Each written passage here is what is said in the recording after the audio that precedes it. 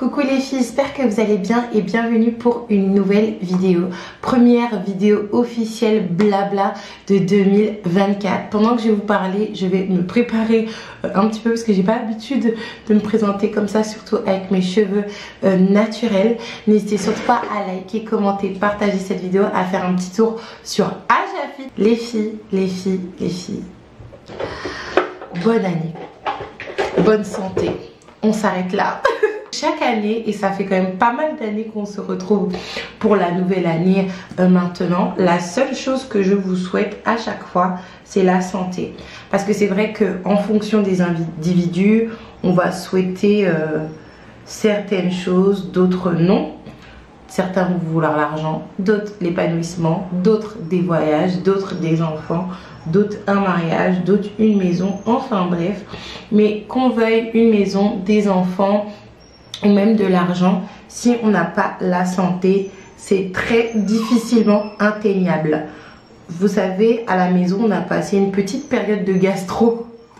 Et même lorsque j'ai des petites maladies comme ça, je me rends compte à quel point la santé, c'est super important, en fait. Après, je vais pas vous mentir que moi, j'ai la phobie de vomir. Donc,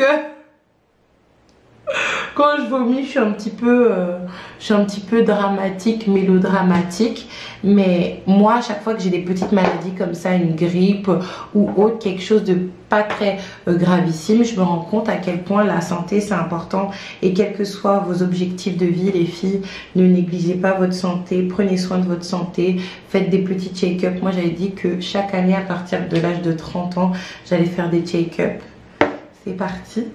Je vais devoir les faire, les ceci, les frottis chaque année, etc. Parce que c'est vrai que des fois on a peur de certaines réponses, mais c'est des fois en ayant certaines réponses assez tôt que l'on peut s'en sortir. Maintenant passons à moi parce que c'est ma chaîne du coup. Concernant ma fin 2023 et tout 2023 de manière générale, ça a été incroyable et ça a été la promesse de meilleures choses, parce que franchement j'ai galéré depuis que je suis rentrée ici. J'ai l'impression que ça a été une sentence à mort et je me rends compte en regardant de plus en plus de podcasts ou même de réels sur Instagram, beaucoup vivent en fait cette période de traversée du désert quand ils vont en Martinique, quand ils vont en Guadeloupe ou même en Afrique. Tu penses que tu as pété le score alors que pas du tout et tu te retrouves dans des problèmes incroyables. Ça me fait penser à un réel de retour au pays d'une Guadeloupéenne qui est retournée en Guadeloupe. Elle a dû repartir en catastrophe tellement ça s'est mal passé. Et moi j'étais à 2 doigts hein. Donc c'est vraiment incroyable de ce côté là. J'ai pas le même confort de vie que j'avais en France, je vais pas mentir. Je disais à mon chéri, si tu savais la vie qu'on aurait si on était en France. Mais en même temps, je comprends l'envie de certaines personnes et des fois mon ambivalence de rester ici parce que quand même on a une qualité de vie au niveau du climat et de pas mal de choses qui est incroyable, même si pour moi ça reste accessoire. Il y a certaines personnes qui l'ont mal pris que je dise ça, mais c'est vraiment la vérité en fait. Je sais pas si vous en rendez compte les filles, je suis passée d'être aux abois, de ressortir mon site internet en dents de scie, à payer des choses par-ci par-là, à toucher les aides bien évidemment, n'est-ce pas, à être de nouveau une maman de 3 enfants, chef d'entreprise et salariée maintenant. Incroyable. Et le pire dans tout ça, c'est qu'actuellement, à l'heure où je tourne cette vidéo les filles, je suis salariée, mais j'ai l'impression d'avoir plus de temps et d'être un peu mieux organisée que quand j'étais à la maison un plein temps. Je sais pas si vous êtes comme ça, vous les filles aussi, mais moi quand j'ai pas beaucoup de choses à faire, j'ai l'impression d'être débordée à un point où je fais rien de concret. C'est incroyable quand même. Même si j'ai beaucoup d'efforts à faire par rapport à l'organisation parce que ce n'est pas mon fort, je ne vais pas mentir. Donc tout ça pour vous dire les filles qu'il y a eu une belle évolution de ce côté-là, surtout en fin d'année avec l'explosion du site, après période de latence, recherche d'emploi. et le fait que j'ai trouvé un emploi. Je suis vraiment super heureuse, je suis vraiment super bénie, même si j'ai travaillé pour être là où je suis. Comment j'appréhende maintenant 2024? Franchement les filles, on a commencé 2024, ça s'annonce bien, mais pas sans complications. Parce que déjà j'ai un déménagement à faire. Là la situation elle est plus possible. Il y a quelques jours je me suis disputée avec ma propriétaire d'ailleurs, mais vraiment lunaire. On m'a appelé la gendarmerie parce que j'ai pas payé mon loyer le 6. Pourquoi? Parce que j'ai travaillé toute la semaine et que j'étais débordée, avec les vidéos, les colis, mon travail en tant que salarié, et que je ne fais plus de virement automatique. Pourquoi? Parce que comme je vous ai dit, l'APL est vouée à sauter. Du coup c'était vraiment, c'est trop. Et vous savez, moi, à part avec les personnes de ma famille, même j'ai décidé avec les personnes de ma famille, maintenant je me refuse à avoir ce type d'interaction. Je ne vis pas bien dans le conflit. Avant c'est quelque chose qui ne me dérangeait pas, et maintenant c'est vraiment quelque chose qui m'horripile vraiment beaucoup. Je n'arrive pas à bien vivre dans le conflit en fait. C'est pour ça que je pleure. Je pleure beaucoup de tristesse, de nerfs, j'aime la paix. Et dès qu'il y a quelque chose qui commence à s'assimiler à quelque chose qui est contraire de la paix directement, je me sens assez mal et j'ai besoin de déménager. Mais c'est vrai qu'il y a pas mal de choses qui font que j'ai du mal à trouver un logement. C'est pas les moyens qui manquent finalement, parce que je travaille, mon chéri travaille, il y a une micro, il y a un petit peu d'allocation familiale, donc c'est pas les moyens qui manquent en réalité, mais c'est plutôt en fait la localisation où je veux mon habitation, parce que ça doit être dans un secteur bien défini, étant donné que les enfants sont à l'école, et au-delà des enfants, il y a Mimi qui a sa crèche à un endroit bien défini, et je ne pense pas qu'on pourra trouver une crèche autre part. C'est ça notre principal souci. C'est très compliqué, mais par la grâce de Dieu j'obtiendrai quelque chose dans les semaines qui arrivent. Je mets ça sur quelque chose, je mets ça sur ce mur qui est là. J'obtiendrai quelque chose. De toute façon il n'y a pas le choix, quoi qu'il arrive il n'y a pas le choix. Je vais obtenir quelque chose en particulier, parce que j'expliquerai ça à un autre moment, quand tout ce moment compliqué sera passé, mais je n'aurai rien dans les HLM, dans le social, je n'aurai rien. Il y a beaucoup trop de demandes, il y a beaucoup trop de personnes devant moi qui ont fait des demandes. Également dans les logements sociaux, il faut savoir que en fait il y a beaucoup de demandes de personnes qui n'ont pas beaucoup de revenus, et c'était mon cas il y a quelques mois, donc c'est pour ça que j'ai pas eu de logement. Mais en même temps il y a énormément de demandes de personnes qui sont dans l'intermédiaire et qui gagnent leur vie. C'est mon cas actuellement aussi, et des fois vous avez l'impression que des personnes ils font des demandes de jour au lendemain et qu'ils ont les appartements, mais pas forcément. Je parlais avec quelqu'un de l'entourage de Chrisley il y a quelques jours, et elle me disait qu'elle a pris 3 ans pour avoir son logement social. Alors que moi je pensais qu'elle avait fait la demande du jour au lendemain, elle avait obtenu quelque chose. Ou sinon pour avoir un logement social il faut passer par des procédés mystiques, et j'ai plus envie. Je suis fatiguée, j'ai plus envie. Je veux juste la paix et je veux juste un logement, et donc je vais passer dans le privé du coup. Même si je paye un peu plus le prix, mais je vous expliquerai ça lors d'une autre vidéo quand j'aurai terminé avec ça. Il y a également Ajafit que je veux faire exploser, d'autant plus cette année, et on va le faire les filles. Je ne sais pas comment, mais on va le faire. Je pense que ça sera par moi-même, à travers mes propres publications. Mais encore une fois, on va le faire. Il est temps vraiment que tout le monde connaisse Ajafit, que tout le monde connaisse les Power Slim. J'en ai d'ailleurs devant ma tête là. J'ai le Power Slim parce que j'ai ma dose là. J'ai pas mal de capsules pour moi-même. Mais également tout ce qui va être produits digitaux. Là, j'ai décidé de me lancer dès que je déménage.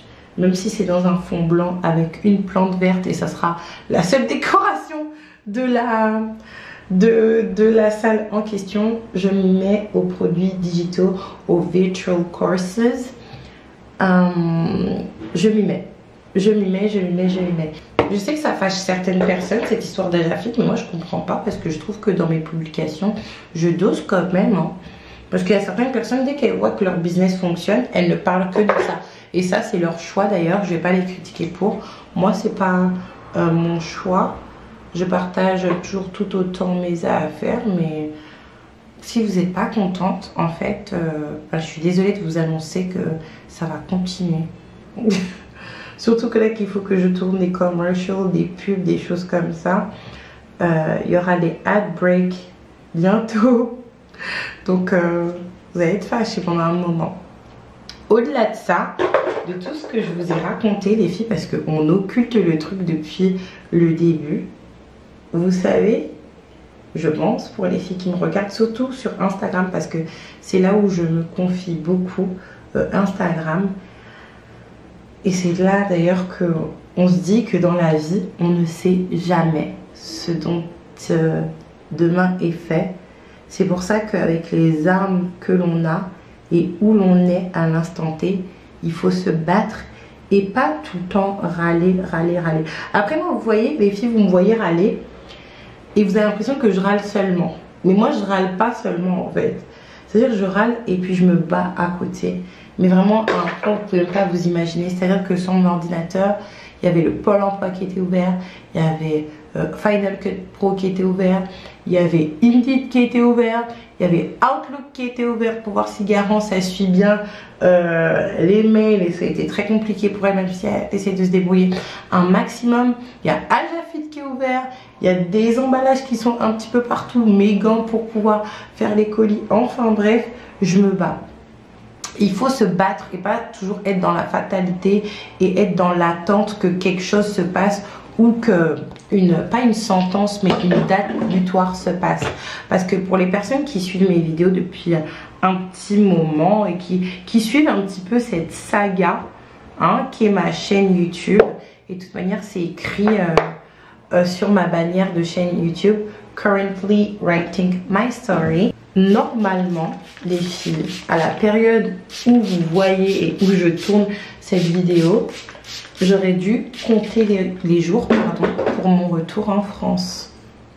Mais vraiment, c'était vraiment quelque chose qui était acté, qui était décidé. Même si je pense sur cette personne-là, étant donné que les cours des enfants se finissent au mois de juillet. J'avais l'intention de demander une petite prolongation pour cette maison afin de rester jusqu'au mois de juillet-août, le temps que les enfants finissent leur école, pour organiser mon retour parce que j'en pouvais plus. Je vais pas vous mentir, je n'en pouvais plus. J'en pouvais plus, il n'y a rien qui allait. Il n'y a rien qui allait dans ma vie. J'arrivais pas à faire mon métier correctement. J'avais tout perdu. Et encore une fois, comme je me suis énervée il y a quelques jours, j'ai perdu beaucoup de choses à venir ici. Je suis pas la seule. C'est pour ça que quand on fait la promotion du retour au pays, retour ceci, retour cela, il faut bien calibrer les choses, hein. Il faut bien dire la vérité. Parce que tout le monde ne dit pas la vérité sur ce fameux retour au pays, entre guillemets, même si moi, c'est pas mon pays, entre guillemets. Les filles, j'étais dans un état psychologique très compliqué. Après, tout s'explique avec le fait d'avoir un bébé, dépression postpartum, mon chéri, c'était là hier, tatati tatata et tout et tout. Mais je devais clairement repartir en France et j'avais même verbalisé la chose à mon copain parce que c'est quelque chose que j'avais du mal à lui dire parce que je sais que il est capable de le faire, mais c'est quelque chose que lui, c'est pas sa première envie de partir en France, quoi. Ça lui dit pas du tout. Il va le faire pour nous, il va le faire pour Mimi, les enfants, tatati, mais c'est pas de son propre chef qui va dire vas-y, allons-y en France et allons-y, pardon. Allons-y gaiement. Peut-être en voyant les gens et comment les gens peut-être évoluent, peut-être oui, parce que c'est beaucoup plus facile en France, on va pas se mentir, mais de son propre chef, je pense pas. Et donc j'avais pris du coup cette décision. C'était acté et tout, mais là c'est vrai que les filles, je vous cache pas que les cartes, elles sont totalement redistribuées, parce que certes j'ai le problème de la maison, et même le problème de la maison c'est pas tellement un problème que ça en fait, parce que j'ai même 2 travails. Mon chéri il a son travail, demain si tu veux on peut déménager. Je pense, c'est même pas que je pense, moi je suis quelqu'un d'un petit peu excessive, émotionnelle, et surtout je vois tout ce que j'ai perdu en intégrant cette maison. Mais comme on dit, mon Dieu carouette toute bitin, mon Dieu carouette toute bagaille, donc la personne mauvaise au final elle sera punie, parce que la justice des hommes n'est rien face à la justice divine. Et je comprends pas qu'il y ait des personnes qui n'ont pas peur de Dieu comme ça.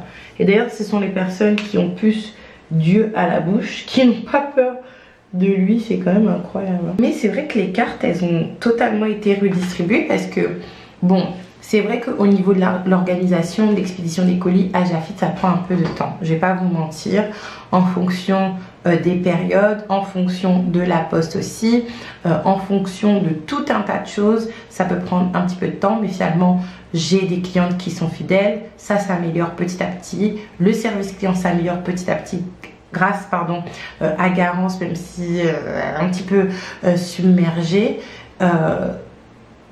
J'ai des événements que je prévois ici. J'aimerais bien faire un événement ici et en Guadeloupe. Si ça floppe, mon Dieu, on va se foutre de moi. Enfin bref, j'ai également, et le tournant qui a été pour moi ici d'implanter ma vie ici, c'est mon travail en tant que salarié. Il faut savoir que mon travail en tant que salarié, ça a toujours été moi, mon envie. Même quand j'étais en France, je pouvais pas le faire en France étant donné que je n'avais pas d'aide pour la logistique au niveau des enfants, et qu'on commençait à sortir de cette période, voilà, coco. Du coup, pour tout ce qui... Et donc il y avait de moins en moins de télétravail, enfin bref. Et là j'ai trouvé un travail qui est pas très loin de la maison. Il faudrait peut-être acheter une autre voiture. Je suis en train de voir également pour la garde des enfants le mercredi. Et ça c'est une nouvelle aventure, parce que j'ai jamais connu ça.